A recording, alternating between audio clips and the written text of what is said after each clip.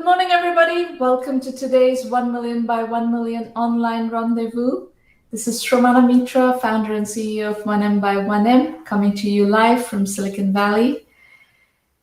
This session, as you may have gotten to know through a number of prior broadcasts, is where we do Q&A. 1 Million by 1 Million, as you know, is the first and only global virtual accelerator for technology startups in the world.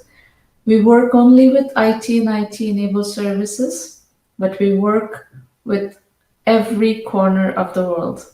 So if you're an entrepreneur and looking for help, you are very welcome to join the program, use the resources. We do have a lot of free resources and also very modestly priced resources. The philosophy of the program is to democratize entrepreneurship, education, incubation, and acceleration.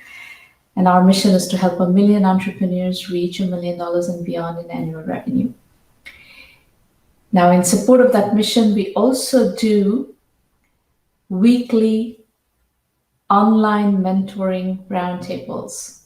So one question we get very often is, how can you get, as an entrepreneur, how can you get feedback on your project from me?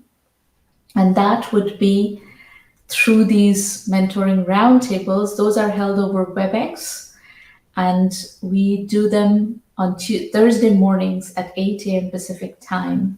So I know you're joining from various different parts of the world, different time zones. Just calculate what that translates to for your time zone. And by all means, go to the website 1mby1m.com, go to free public roundtables, and you'll find the entire schedule and registration links and everything there.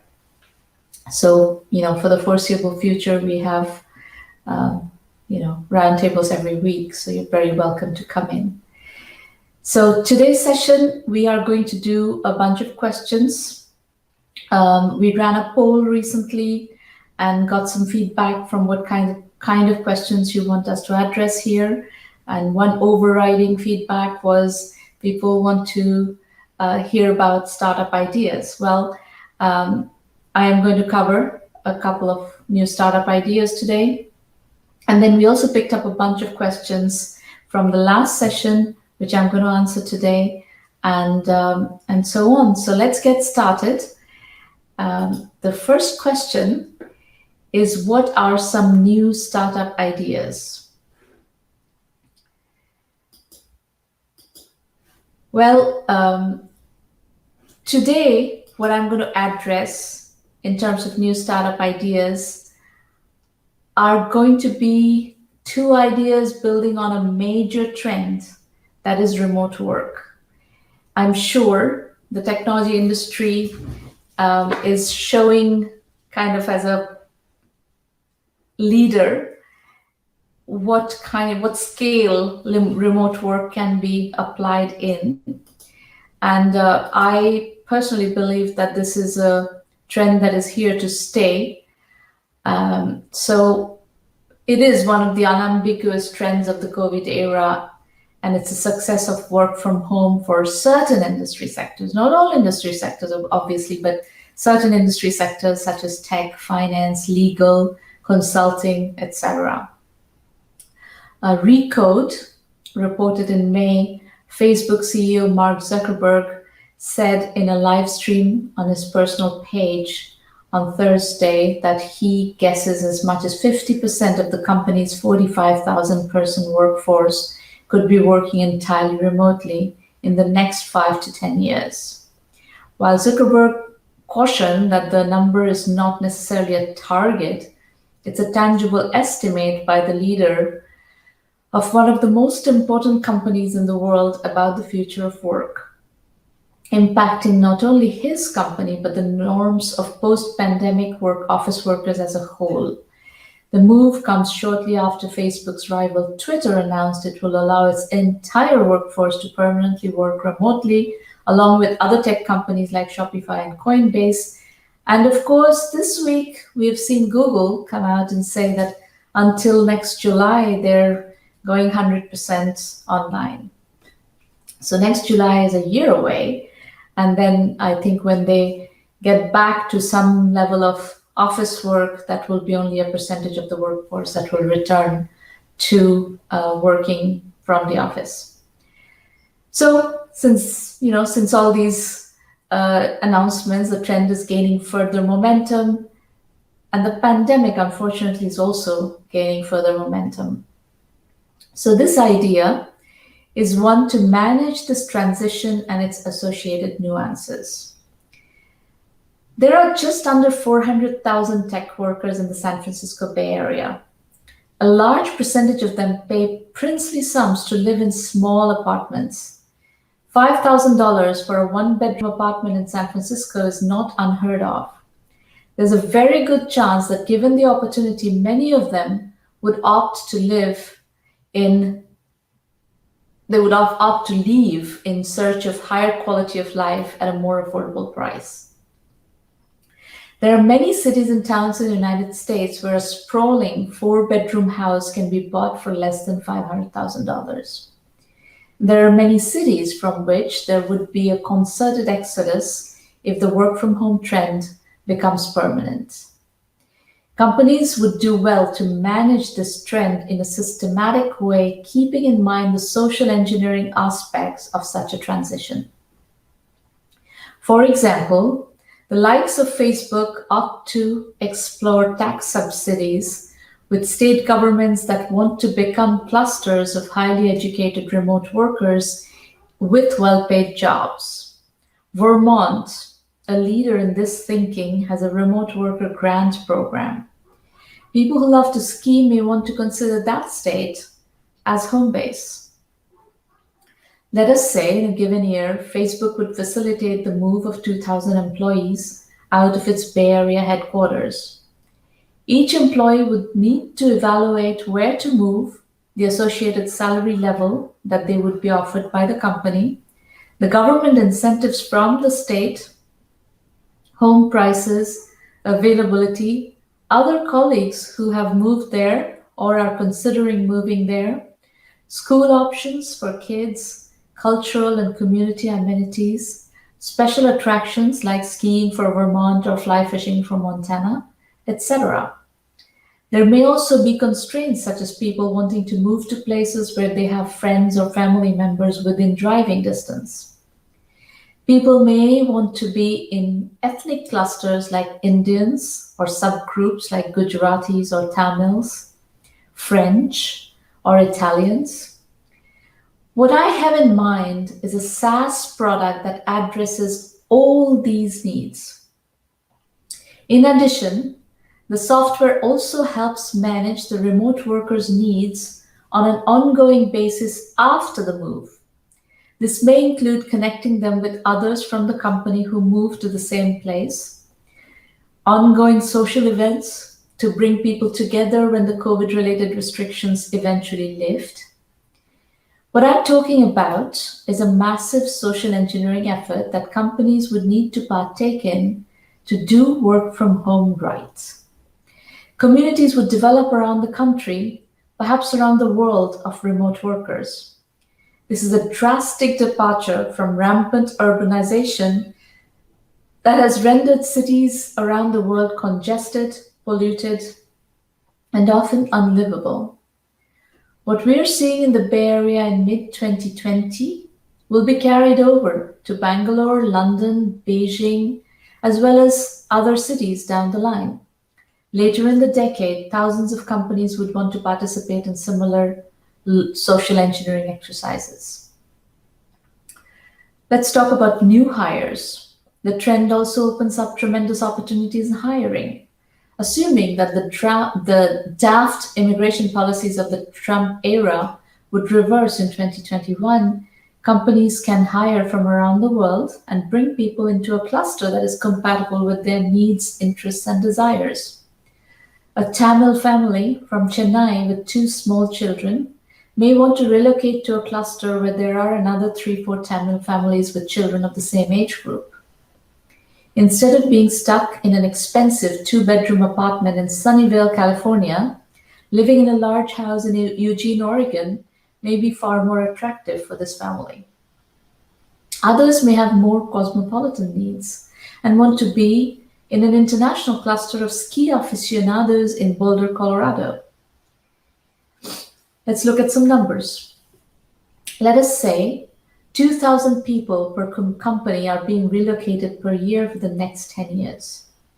If 100 large companies do this, we're going to see 200,000 relocations per year, adding up to 2 million over the decade. 2 million highly educated people would thus get sprinkled in smaller cities and towns, injecting energy and vibrancy into those communities. The SaaS company managing this transition could charge through $2,000 per year, per user per year. Each of the 100 companies would then pay $4 million a year to manage the transition, making it a $400 million ARR company at scale. The return on investment is saved salary costs, and the cultural impact of a happy, productive, distributed workforce would be immense. Of course, many mid-sized and smaller companies would also want to partake in this trend and would be willing customers for such a product.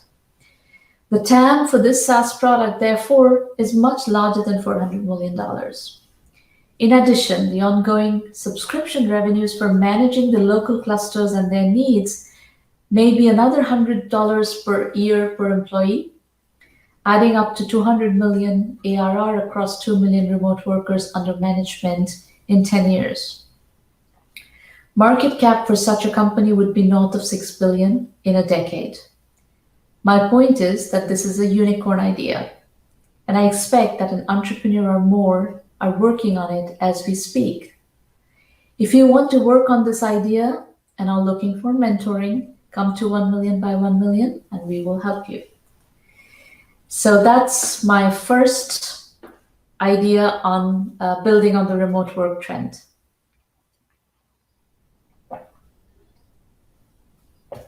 I will do a second one, also building on the remote work trend. And this one is a slightly more nuanced idea. It's facilitating travel experiences. There are two major trends actually that the world will need to take in stride in the COVID era. Air travel will become expensive and people will be working remotely. The key driver of ticket pricing in the airline industry is business travelers. They pay for expensive tickets, which subsidize the budget travelers. In the COVID era, business travel has plummeted. Airlines are struggling to stay afloat. Those that survive will likely see fewer business travelers and will have to raise their ticket prices. Of the various segments that this hurts, the one I shall focus on is young travelers with limited budgets and unlimited wanderlust. International travel is a big part of education. Companies could facilitate travel experiences for their employees in creative ways, leveraging the remote work trends sweeping through the world. There's another segment of the travel industry that is getting devastated as we speak: hotels. This startup idea creates a bridge between struggling hotels and companies that want to offer their employees interesting cultural experiences abroad. Great culture in which employees thrive is hard to build. In the last decade, companies have struggled to connect with their younger employees who are more interested in unique experiences than in pure mercenary incentives. If companies created structured opportunities for employees to go live in a foreign country for a month or two while working remotely, I believe there would be many takers. Let us say Roberto, a young, single, 25-year-old guy, works for Facebook in Menlo Park. But his wanderlust has him dreaming of living in Sicily, Corsica, Santorini, and Mallorca. Facebook is part of an international online travel agency, OTA, that lists hotels that offer long-term stay and work facilities in all these destinations. Roberto could spend 4 months, one each, in each of the 4 European islands. He works remotely, he explores, he comes back with a rich set of experiences 4 months later. Having had a taste of this experience, the following year, Roberto decides to spend 6 months abroad and explore 6 more places: Tuscany, Provence, Brittany, Andalusia, the Basque Country, and Budapest, and so on. By the time Roberto is 30, he has lived in 30 different places, learned 3 languages, studied the history and culture of 10 countries. Talk about a rich set of experiences for a youngster. My thesis is that if large companies started offering this option to their employees, a massive number of them would jump on it. Let us say 100 companies offered this option to their employees. In each company, 200 people take up the offer. That means 20,000 hotel rooms would be needed with long-term stay provisions as well as working space. In some cases, the rooms may be large enough to enable the lodgers to work from them. In other cases, if the rooms are small, a co-working space would need to be offered. Assuming that each room costs $1,000 per month, the marketplace would generate $20 million in bookings. At a 10% commission, the OTA makes $2 million in revenue. Of course, as they get to experience this novel way of life, each of the 20,000 users would likely increase their utilization of the facility. Instead of 1 month a year, they may do 3 months a year on average. Another possibility is if entire teams within a company choose to go live in a different country for a period of time. This represents an immense team building and bonding opportunity. There are also families who like to expose their children to different cultures and plant the seeds of their own wanderlust in them. Their needs could also be worked into the OTA's offerings. With relatively low amounts of air travel, people with flexible life circumstances can indulge their wanderlust in unprecedented ways, and companies can facilitate unique and charming travel experiences to command deep loyalty. In the long run, if 1 million hotel rooms are part of this OTA and they experience 75% occupancy, $9 billion in bookings could happen. For the OTA, this amounts to $900 million in revenue. That would be a $5 to $10 billion market cap company, a unicorn. So I just shared 2 post-COVID startup ideas that both hinge on the remote work trend. For those of you who are joining late, let me point you to our blog. Go to 1mby1m.com, go to blog, and you will find startup ideas for the post-COVID world. And there are several startup ideas. I've discussed several in the past sessions as well. All of them you will find in that section of the website. So it's all accessible on the blog as well if you missed the earlier part of this broadcast, or you can listen to the recording. Either way is fine. Okay, let's go to the next question. Okay, actually what I'm going to do next is answer the questions from last week's session. One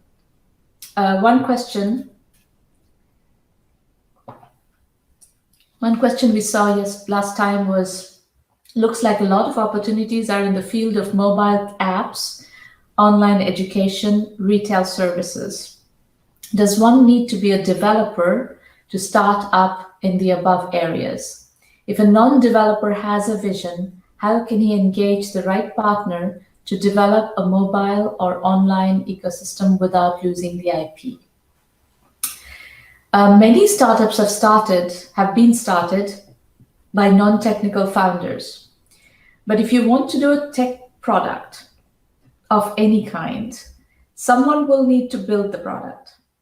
So you either need a co-founder who's a technical person, or hire or outsource people who can develop. If you hire people, they're within your company, and you own the intellectual property as a company. If you outsource, you basically outsource. Companies that do outsource development work always sign NDAs and IP rights and everything so that you have access to your IP. I wouldn't worry too much about the IP, but the issue that you would need to worry about if you're a non-technical founder trying to do a technical company is that the early phase of the company has to be bootstrapped. You will not get funding to start the company. So you're going to have to bootstrap, and that is the point where your resources are very limited. So how will you get your minimum viable product done so that you can get something going? The most cash effective way is to do it with a technical co-founder. And the other option is to outsource at this point if you cannot afford to hire people. That's my general answer, to your situation if you're a non-technical founder.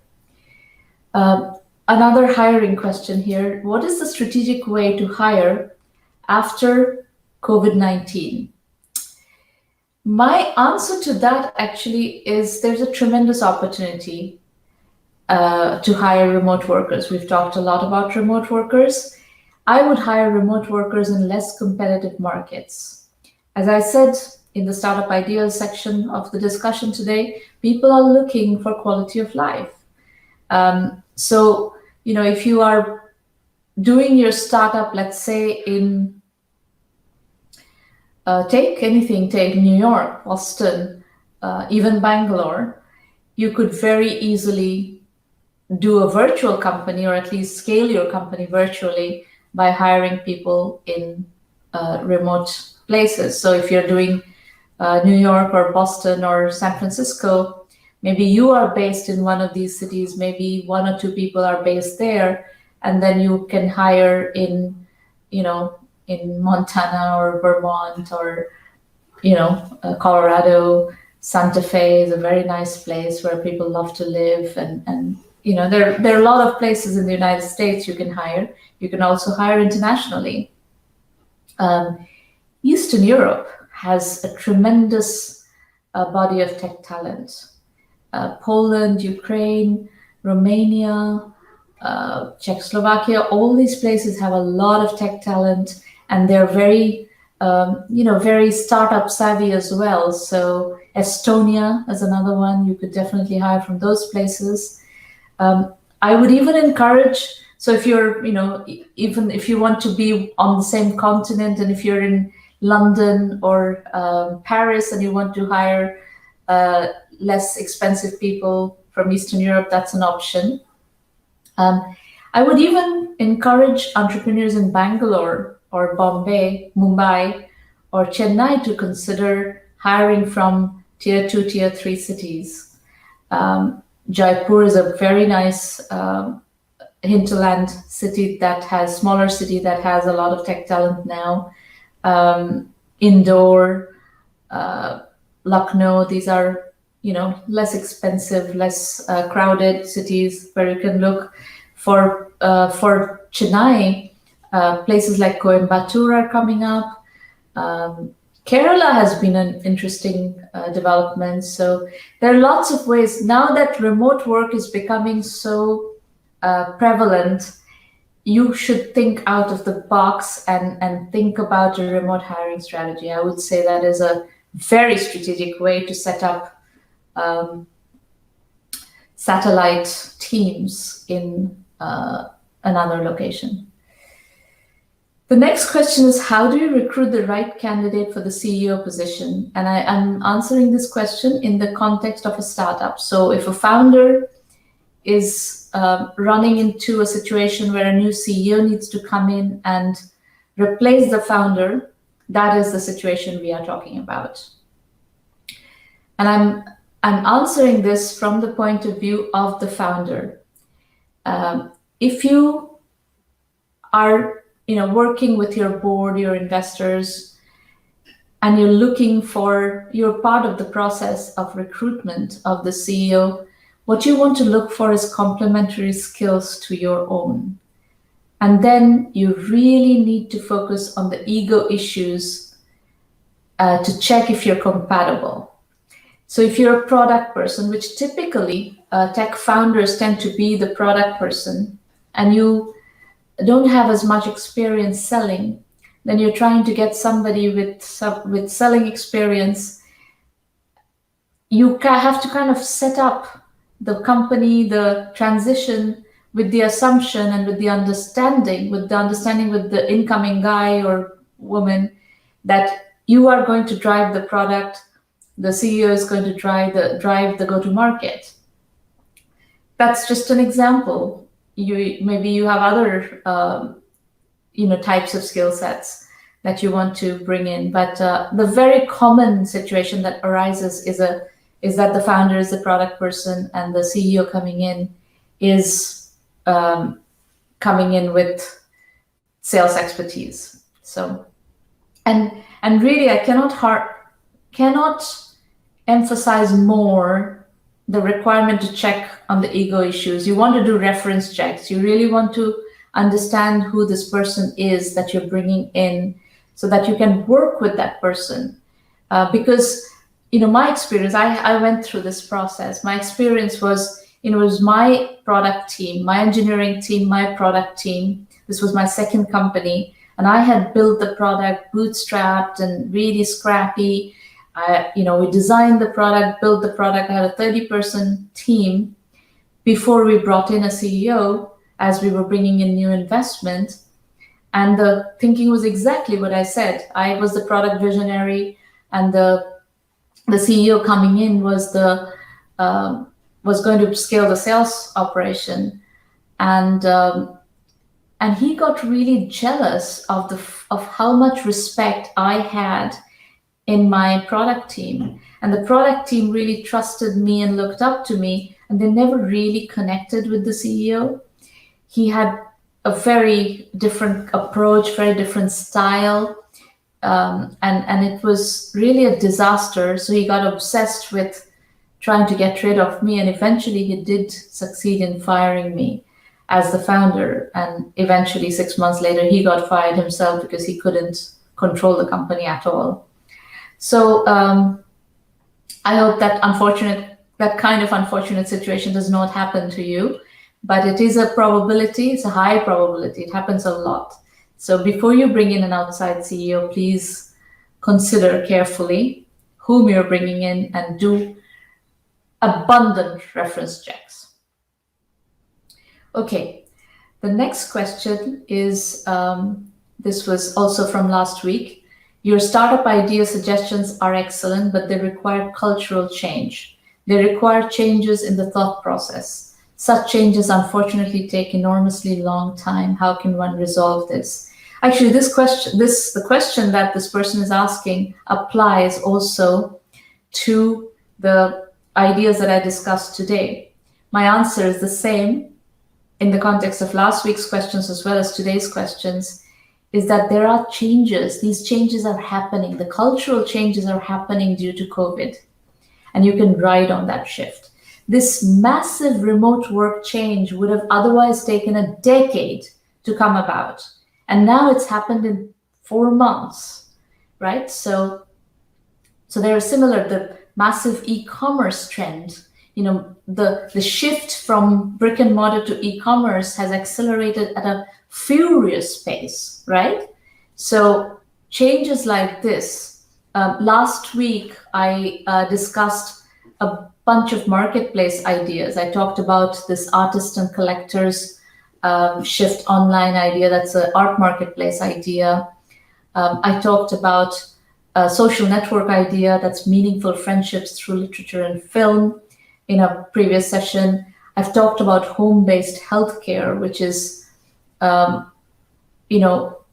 another concept that I fleshed out in one of the prior sessions. I talked about a K through 12 education idea where, remote learning is another trend. This scale of remote learning would never have happened. It would have taken 10 years to happen. It has happened in 3 months, and we have no choice. We'll have to continue. This fall, as schools and colleges reopen, we're going to see remote learning of a amazing scale, right? So all of this, these are massive shifts that are happening to society right now. And that is something that we can take advantage of, and we can, build on. So if we come up with ideas that take advantage of these trends, I think the great companies can be built that help us manage the social reengineering that is going on due to COVID. One thing we must remember is that COVID is here to stay. COVID is not going anywhere. We are maybe going to get a vaccine by the end of the year. There will be some treatments that are going to come together by the end of the year. But then scaling all that is going to take another year, 18 months, 2 years.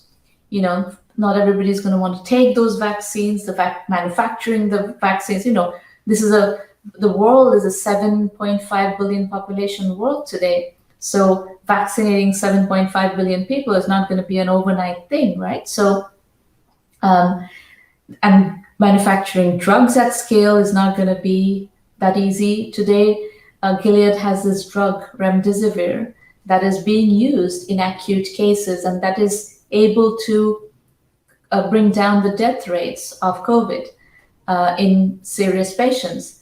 But the drug is scarce. It's not available at scale. It's an expensive drug. So, I don't know if you're tracking the numbers. If you look at Mexico, for instance, it's a terrible situation. Hospitals are overflowing, and it's a poor country. Death rate is very high, over 10% death rate in Mexico right now. So don't expect that COVID is going to go away, but we can't stop working. In the middle of COVID, we can't really stop working. As entrepreneurs, we're going to have to keep building. We're going to have to keep building not only companies, but building societies, building a society that is sustainable. So my hope is that what we build in the next phase is going to be, interesting and more sustainable in ways, more robust, more resilient in many ways. And some of these trends that we are seeing, this work from home trend, this distance learning trend, this e-commerce trend, these are actually trends towards a level of sustainability and resilience that we are developing through this pandemic. A lot of experts, a lot of epidemiologists believe that this is not the last pandemic that the world will see. There's a reason why we're seeing a pandemic of this scale happening at this kind of a furious pace, because we live in a furiously interconnected world. So the world is dealing with this pandemic, is through this pandemic over the next 2-3 years is going to become more resilient and more sustainable through this pandemic. But in that process, we're also going to build companies, we're going to build behaviors, we're going to build cultural changes that will help us become more resilient. And some of the startup ideas I'm talking about are along those lines of resilience and sustainability. Okay, we will stop there for today. I will answer one last question, which is, how do I get feedback from you on my venture? The answer to that question is go to 1mby1m.com. This is the number 1, the letter M, by, the number 1, the letter M.com. 1 million by 1 million. You can also do a Google search on 1 million by 1 million, and you'll land on our website.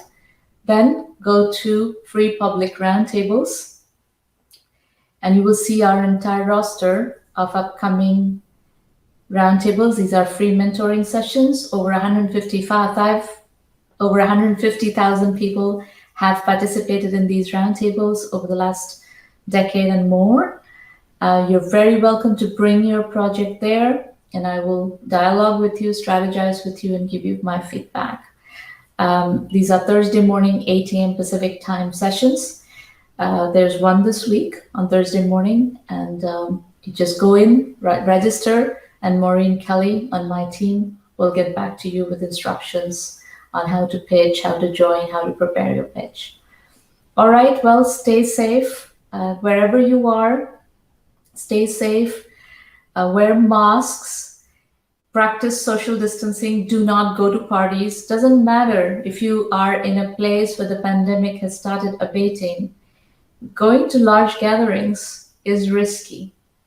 And you will see, if you are tracking what's happening in places like Europe that are earlier in the cycle, that have managed to curb COVID, there are resurges going on. Like Spain is seeing tourists coming and it's going through resurges.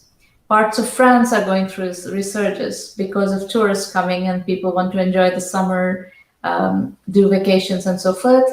And that's when the surge is happening. So please be careful. The pandemic hasn't gone anywhere. It's still around. The virus hasn't gone anywhere. But keep working.